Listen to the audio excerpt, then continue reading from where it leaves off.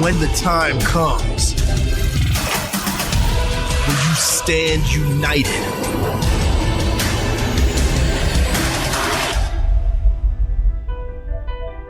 It's time to start a fight.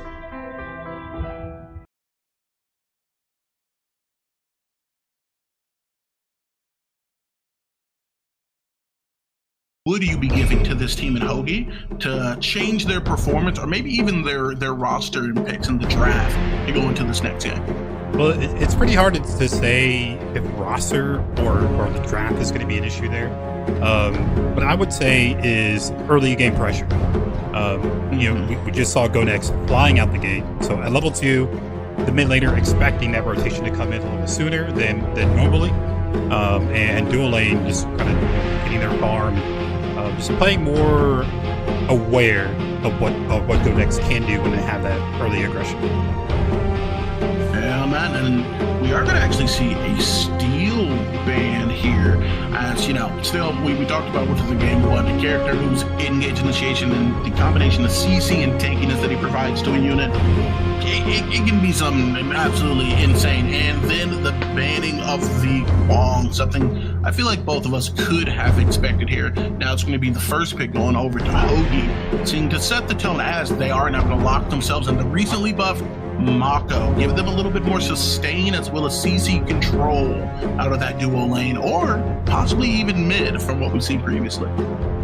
Yeah, Mako getting some love. Interesting to see him getting buffed. His ult now is going to be 2 seconds long.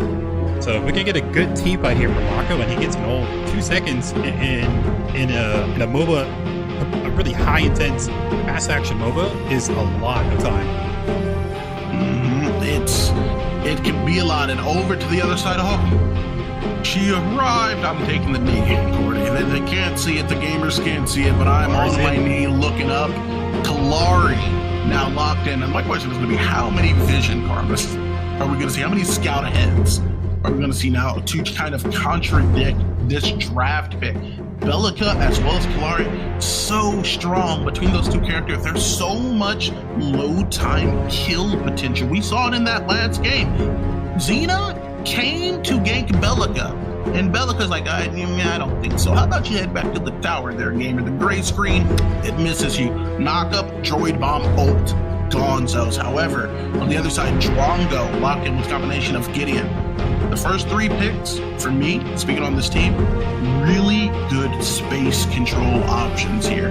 Not as great, especially when you're leaning up against Kalari, who's going to be able to engage from so many different angles, especially if they get ahead and they feel comfortable, I don't want to say bush camping, but let's say bush sitting for a little bit of time.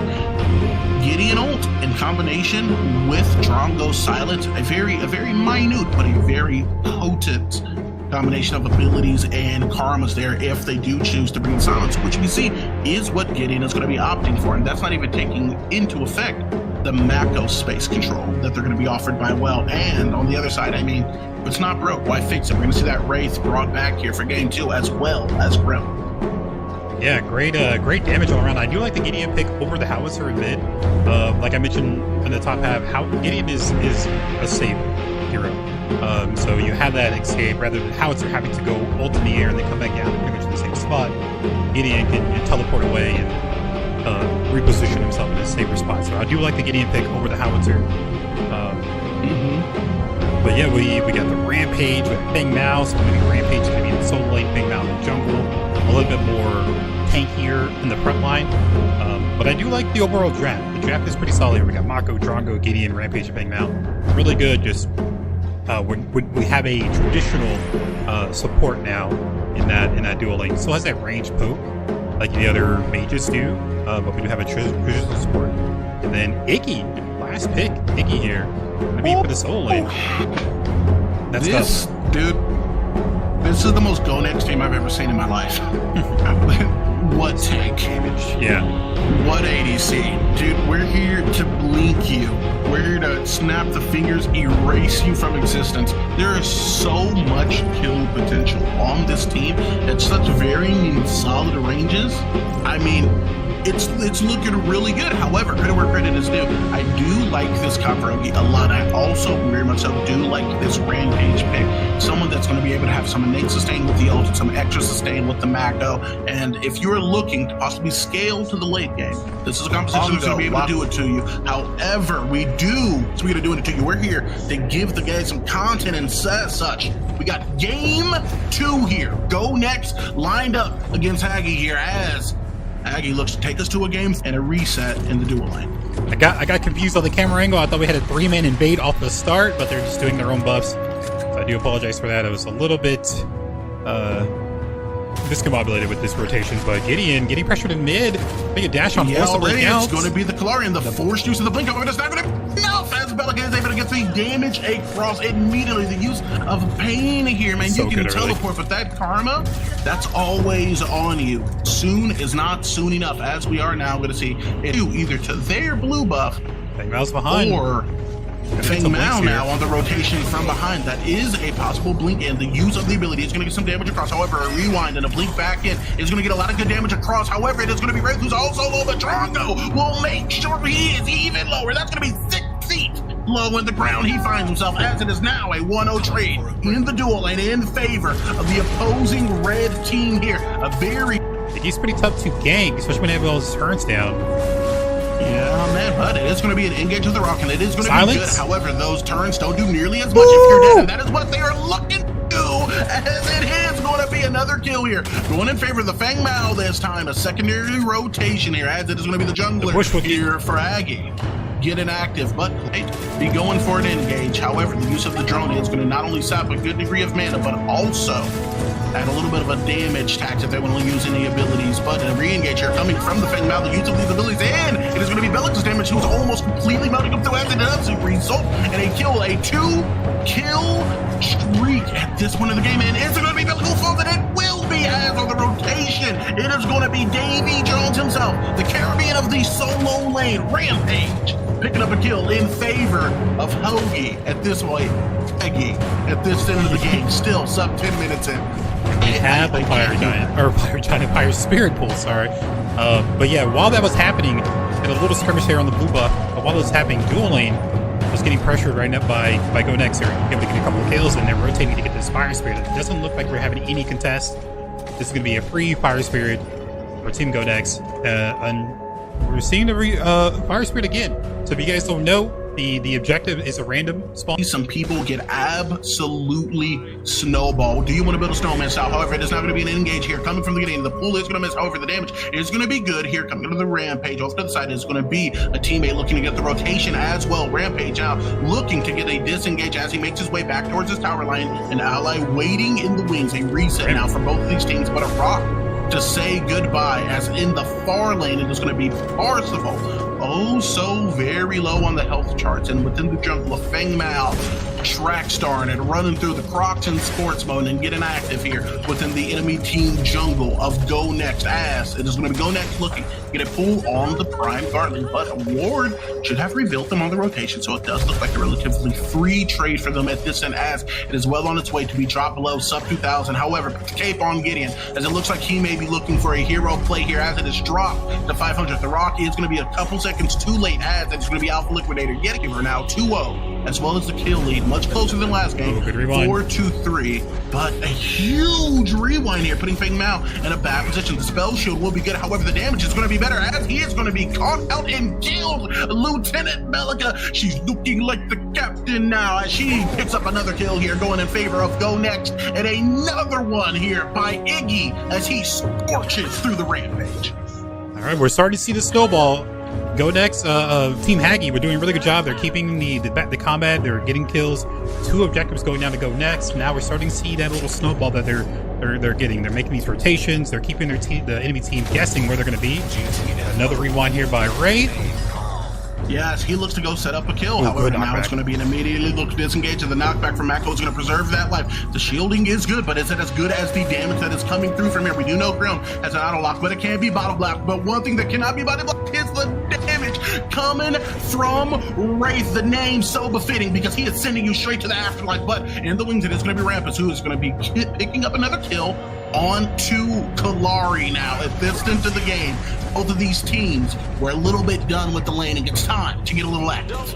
Bellica's getting pressured out. Possibly. Bellica, is getting pressured out. She's going to have to fall off this side, making her way into the jungle. Now pursued sprint mode, not yet disrupted. However, it is now, as it looks like Fang Mao going to be looking to pick up the kill. Not likely to have the damage. It's going to be Gideon, who ends up picking up the kill here. Waiting to the wings is going to be Grim in combination with the Wraith. Now Gideon playing back to the backside as Wraith takes a long way to rotate around, making their way towards Spirit. In the wings, it is going to be a very low rampage as he does not yet fall, making his rotation over to the sideline. But Kalari has something else to say about that, because it's going to be the Fishman who's going to get chopped up like sushi tonight from the Assassin coming from the Go Next team. A rotation now making their way likely back mid, as it is going to be Jungler. Does have his ult up, which means that Fire Spirit, funnily enough, is going to burn, especially quickly. Now we are going to see an engage here coming from the rampage over to the wing.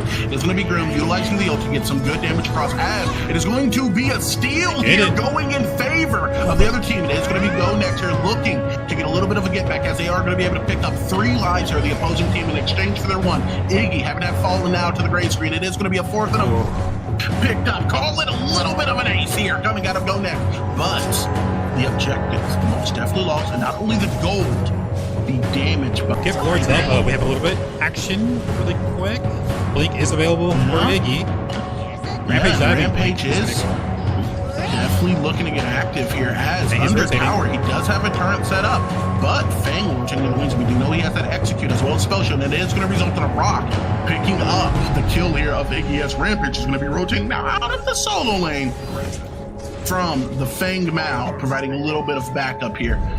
Iggy in the early game, definitely, he can, let's be.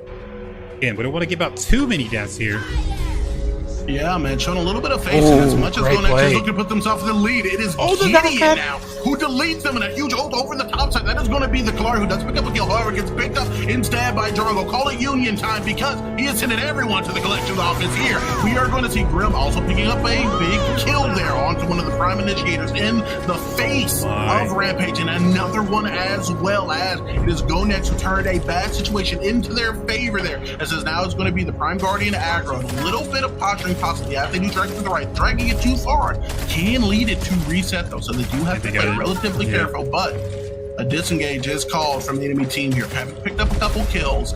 Let's take a look at the bounties and see who's the real money maker here at this end of the game, seeing that with and after that engage, it is going to be Grim, the damage sub 50% health at this end of the game. It is almost guaranteed, unless we do see a huge steal coming out, but instead it's going to be them, and it's also going to be them picking up the attempter, the thief in the night, Kalari, looking to take down the Fang Mao, and then rotating onto the head of the Rampage next. One by one, you're right, that Iggy damage. They just turn head, click, delete. A full setup Iggy, that damage monumentous, insane, and terrifying. That shield and spell shield, especially in the case of Fang Mao, it's not doing much at that case for him.